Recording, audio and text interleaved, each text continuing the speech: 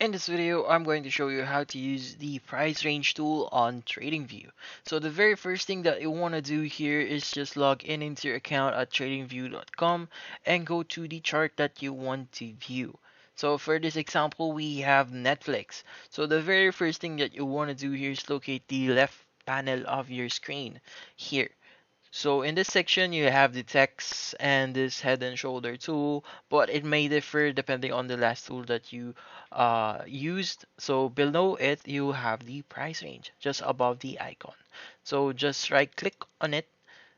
So from here, by default, it's gonna say long position, but this is the correct position where you can find the price range. Just need to right click on it for the other options to appear and just select on price range. For you to use your price range, you have to drag and drop the section where you want to view it. So for example, we want to view this point here. Just click left click on it and then drag it from the next section you want to it to last. Then if you drag it down, it's gonna show you how much the prices went down. But if you drag it up, it should show you how much your prices has or have went up during the duration. So hopefully this video was able to help you. Like and subscribe if you found this video helpful.